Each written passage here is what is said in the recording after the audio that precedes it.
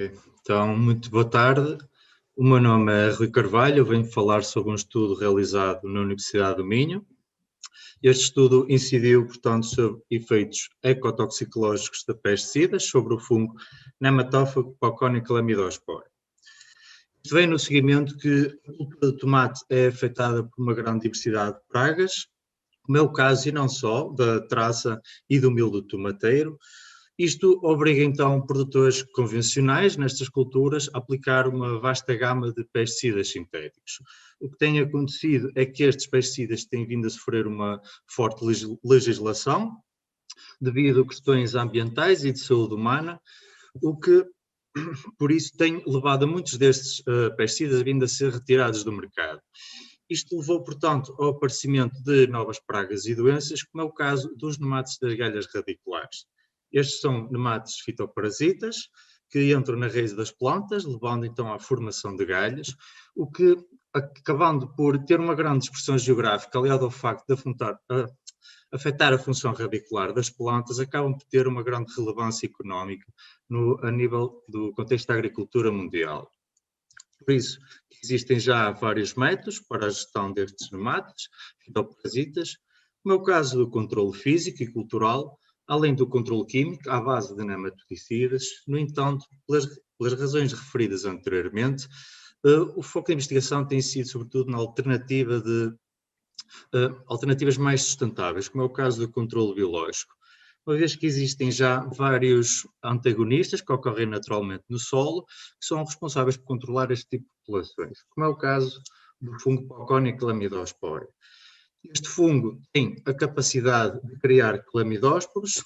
Estes são as suas estruturas de resistência que permitem ao fungo subsistir em condições mais adversas e também por essa razão são a fonte preferencial de aplicação no solo. O fungo é também capaz de colonizar a rizosfera das plantas através do crescimento vegetativo, onde poderá, por sua vez, no caso de mais galhas radiculares, atuar como parasita de ovos e fêmeas destes nemátodos. Já foi também reportado um comportamento endófito em certas famílias de plantas, não provocando qualquer prejudício para a planta. Também, na ausência do nemátodo e de plantas, este fungo consegue manter-se no solo saprofitamente. No entanto, para ser aplicado como agente de controle biológico, terá que se ter, obviamente, em cautela o fator económico e o impacto ambiental da sua aplicação. No entanto, no caso deste fungo, terá que ser compatível com outros métodos, nomeadamente o controle químico, porque estas culturas são sujeitas a uma aplicação de pesticidas variados, mas também, uma vez que não previne a infecção inicial de nematos das galhas radiculares, terá que ser conjugado com outros métodos, como, por exemplo, a própria enxertia. A enxertia permite a seleção de características desejáveis, como a resistência a nematos de galhas radiculares pela presença do gene Mi no porta-enxerto. No entanto, este gene é sensível a uma temperatura superior a 28 graus Celsius, sensivelmente, pelo que perde a sua expressão. Por isso que os objetivos deste trabalho passaram por avaliar uma dinâmica populacional, temporal e espacial de Pauconia lamidosspora numa cultura convencional protegida de tomateiro, onde foram estudados os efeitos da conjugação do método de enxertia com o agente de controle biológico. Já in vitro, foram então avaliados os efeitos dos pesticidas, entretanto aplicados nesta cultura, nas diferentes fases biológicas do fungo. Para isso, no ensaio de campo foi então traçado este desenho experimental, que consistiu em 3 linhas de plantação, sendo que cada linha continha 4 talhões avaliados. Estes 4 talhões correspondiam nada mais nada menos do que o cruzamento da combinação dos tratamentos com e sem aplicação do fungo, juntamente com os tratamentos correspondiam a planta enxertada e planta não enxertada, sendo que a planta não enxertada correspondia a cultivar coração de boi e a planta enxertada correspondia a cultivar coração de boi enxertada na cultivar de embajador.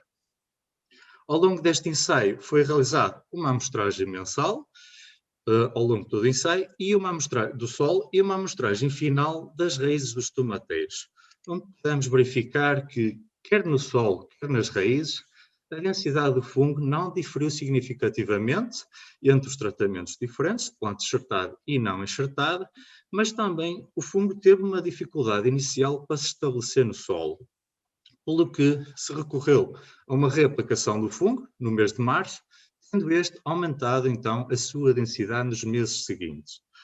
Também a taxa de parasitismo nos talhões onde o fungo foi aplicado não diferiu significativamente entre as plantas enxertadas e não enxertadas, o que, aliado à fraca colonização da rizosfera e do solo, isto evidenciou um fraco desempenho do fungo enquanto agente de controle biológico. No entanto, convém realçar que, ao longo de todo este ensaio, foram aplicados um total de 12 pesticidas diferentes, nomeadamente 6 fungicidas, 5 inseticidas e um nematicida aplicado no dia da plantação. Destaco também que, ao longo deste ensaio, vários pesticidas chegaram a ser aplicados no mesmo dia e, no caso do inseticida Spinter, este chegou a ser aplicado 3 vezes ao longo do ensaio. Pelo que foi então avaliado o efeito destes pesticidas nas diferentes fases biológicas do fungo, como é o caso da inibição do crescimento radial. Este ensaio foi realizado em diferentes concentrações, de 1, 10 e 100 ppm de substância ativa, e verificou-se que 7 dos 12 pesticidas inibiam o crescimento do fungo. Previsivelmente, como seria de esperar, os fungicidas provocam um efeito mais inibidor em relação aos inseticidas, sendo que, no caso dos inseticidas, a formulação da abamectina foi a que provocou um efeito mais inibidor. Quanto ao nematicida, este não provocou qualquer efeito às concentrações mais baixas de 1 e 10 ppm de substância ativa. Foi então também avaliado o efeito destes pesticidas, um efeito agudo na viabilidade dos clamidósporos, onde foram recuperados clamidósporos do fungo e colocados no meio de cultura, juntamente com o pesticida. Verificou-se que 9 de 12 pesticidas afetaram negativamente a viabilidade dos clamidósporos. Convém destacar as formulações de cobre, que produziram taxas de viabilidade inferiores a 5%. No caso do nematicida, este induziu taxa de viabilidade na ordem dos 70%. No entanto, sabendo que os pesticidas têm uma taxa de graduação, uma taxa de dissipação baixa no solo, este efeito pode ter um efeito prolongado, quer no fungo, quer nos seus clamidós, pelo que foi avaliado então o efeito crónico destes pesticidas. Onde podemos, melhor, os clamidós foram então, o fungo foi colocado a crescer no meio de cultura, ao longo de 45 e 89 dias, nos quais no fim deste tempo foram então retirados os clamidós e testados na sua viabilidade. Podemos verificar que, ao fim de 45 dias, todos os pesticidas afetaram negativamente a viabilidade dos clamidósporos. Porém, este efeito não foi observado ao fim dos 89 dias de exposição, que poderá dever-se a um possível ajuste do fungo ou, provavelmente, uma possível degradação dos pesticidas no meio ao longo deste tempo.